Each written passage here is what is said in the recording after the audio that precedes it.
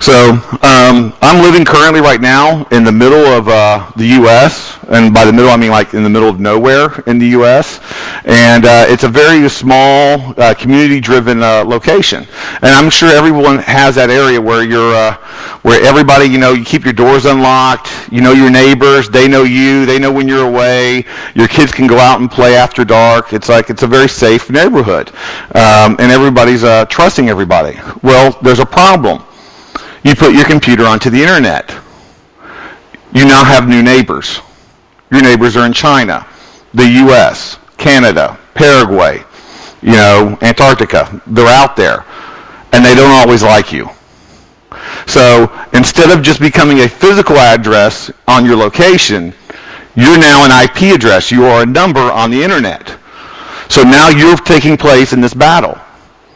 And the reason why I use that quote on the bottom, War is God's way of teaching Americans geography, from Ambrose Pierce, is because, quite simple, we need to learn a new way of geography. Because now the battleground is no longer somewhere on a physical location. It's in the boardroom. It's in the living room. It's in the dorm room. It's like wherever your computer's attached, you're now on the battlefield. It's like that's where it's moved from. It's no longer about boundaries. It's bandwidth.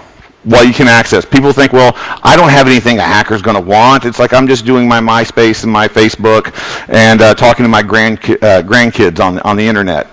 You have a CPU, okay? You have a hard drive, and you have high-speed internet. You have resources. That's what you have to offer, and that's why it makes you such a good target. We're going to go through, these are some of the people that we're going to talk about.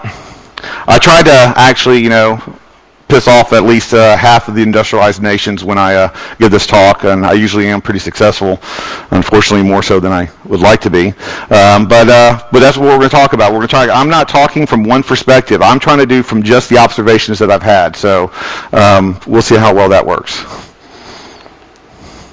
Let's start off with China. I'm not a sports guy in any country, but I was assured that this was a good representation of a Belgian player that is very good, very talented, but may upset people every once in a while and may have some controversy around him.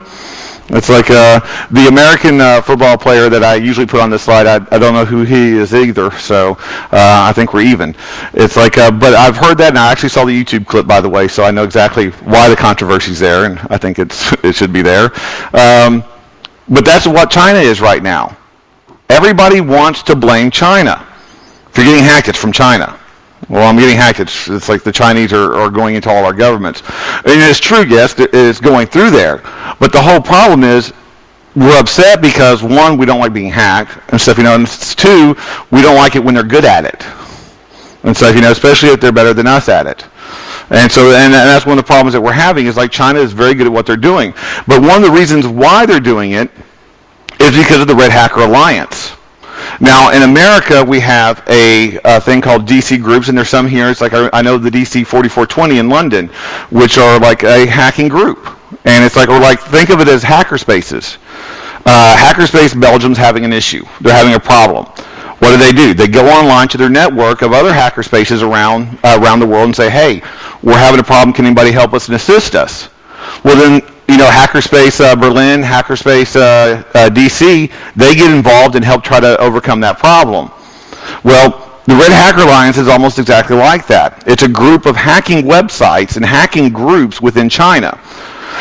During certain times and places of tension and stuff, with the Chinese, the nationalist Chinese agenda and the foreign world and stuff, and they feel like they're being threatened or challenged, they will call up their forces, and even though there's little rivalries every once in a while between these groups, they will unify and they will attack that target with a single mind. So now instead of just having one or two people and stuff, or 100 groups after people after you, you have about 1 million, 1.2 coming at you for this. Another thing I want to get off right off the bat is a simple thing. We have to start understanding the culture. It's not just the technology. If you don't understand who you're fighting, if you don't understand why they're fighting, you're not going to be able to properly equip and prepare for any kind of altercations that are going to take place. And one of the key things right now that everybody should be aware of when you're talking about cyber warfare is the year 6521. How many people here are familiar with 6521? It's like, what it is two astrological calendars. The Chinese have two astrological calendars, okay? They're 30 years each. Those two astrological calendars combine to a 60-year cycle. So their years are based on 60-year cycles.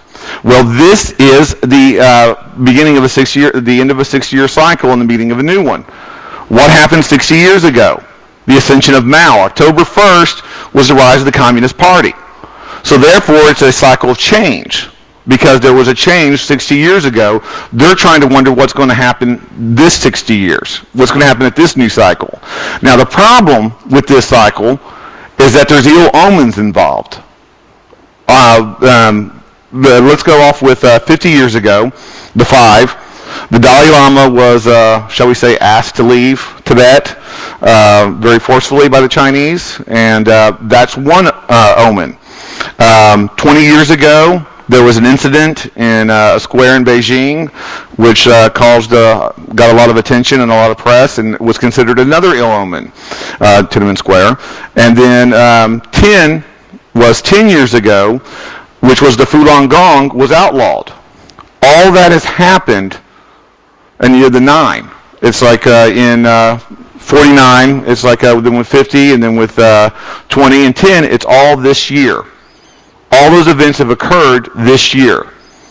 So when you think about Green Dam software being put out on the computers right now, when you think about them closing down Facebook and Twitter right now, are you looking at offensive maneuvers from the Chinese government to tighten down their citizens, or them preparing for something because they're upset or worried about what the next cycle is going to bring?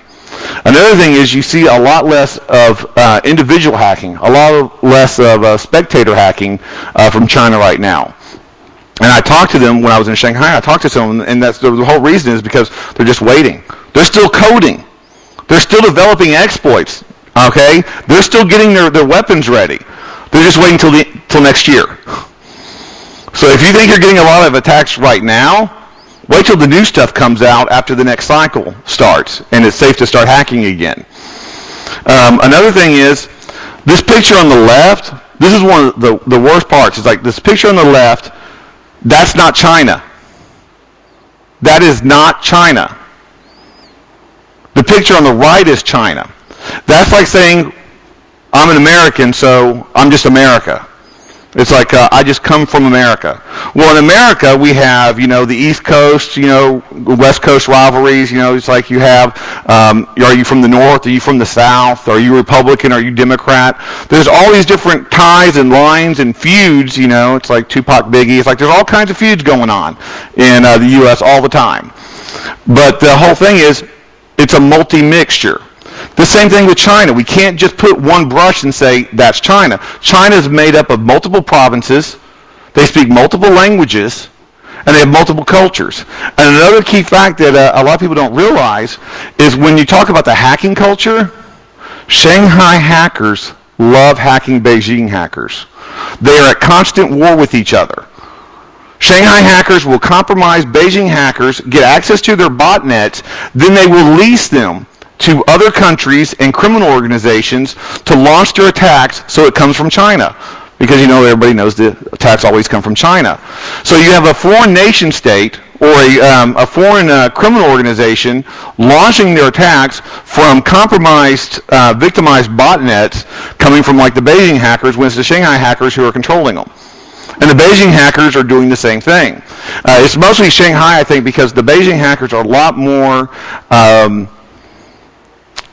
subdued. It's like because they're so close to the seat of power. It's like it's a lot more oppressive and stuff. Where they're at. So you can tell by their hacking methods. Also, they're very cautious, very very tight, controlled method. So we'll go with that. And the Shanghai hackers are more westernized, more aggressive, more willing to take chances because they're further down in the south.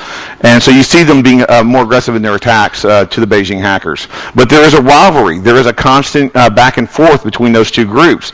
It's not just coming from the Chinese government or just one single entity. They hack themselves.